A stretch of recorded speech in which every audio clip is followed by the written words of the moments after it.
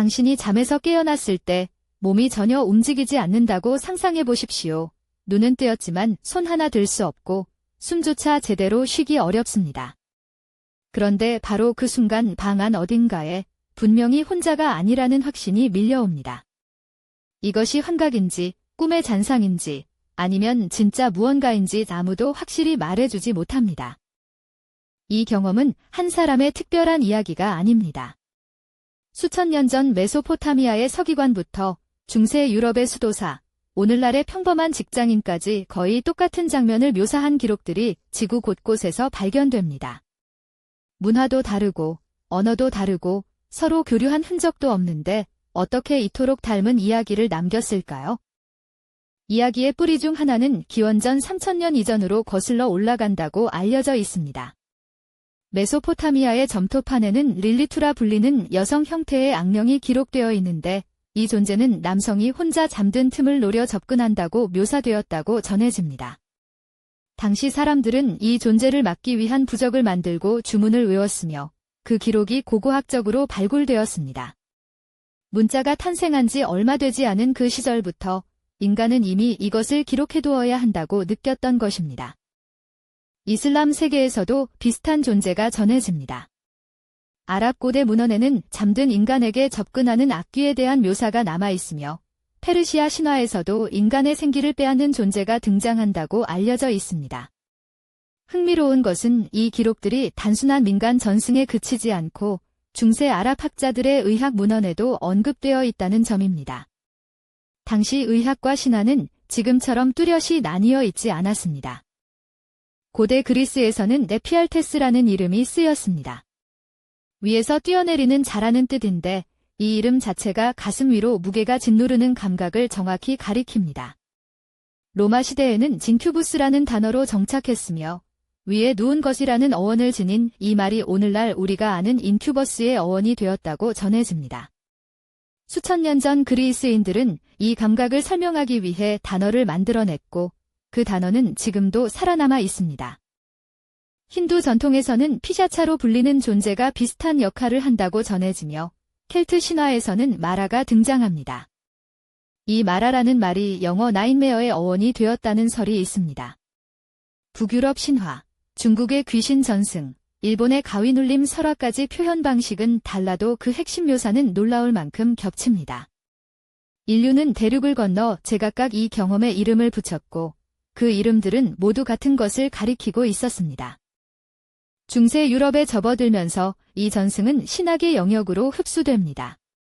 13세기 교회 문헌들은 인큐버스를 남성 형태, 서큐버스를 여성 형태의 악령으로 명확히 구분했으며 이들이 인간의 생명력을 서서히 소진시킨다고 기록했다고 전해집니다. 당시 의학과 신학은 뚜렷이 분리되어 있지 않았기 때문에 이 설명은 오랫동안 공식적인 답으로 받아들여졌습니다. 민간의 두려움은 이렇게 문서화되고 체계화되고 제도 안으로 편입되었습니다. 15세기에서 17세기에 걸친 마녀재판의 시대, 이 존재와의 접촉을 주장하는 증언들이 법정 기록에 상세히 남겨졌습니다. 당시의 재판 문서에는 밤마다 찾아오는 존재에 대한 진술이 반복적으로 등장하는데 이것이 진정한 경험의 반영인지 강요에 의한 자백인지는 지금도 역사학자들 사이에서 논쟁이 이어지고 있습니다. 분명한 것은 당시 수많은 사람들이 이 경험을 실제한다고 믿었으며 그 믿음은 삶과 죽음을 가르는 재판정에서까지 진술되었다는 사실입니다.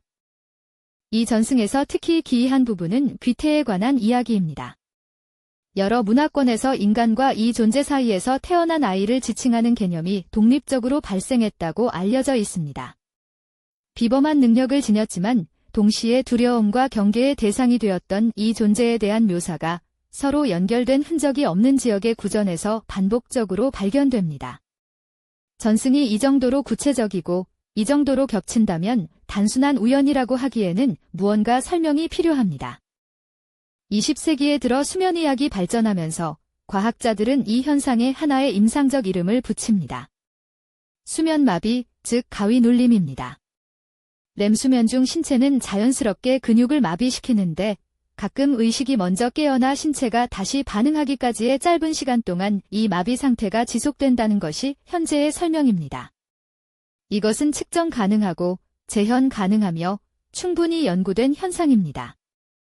연구에 따르면 수면 마비 중 공포와 위협 감지를 담당하는 편도체가 극도로 활성화된다고 알려져 있습니다. 이 상태에서 뇌는 실제로는 없는 위협적 존재를 강렬하게 경험하게 만드는 환각을 생성하며 그 형태가 놀라울 만큼 유사한 패턴을 보인다는 연구 결과가 있습니다.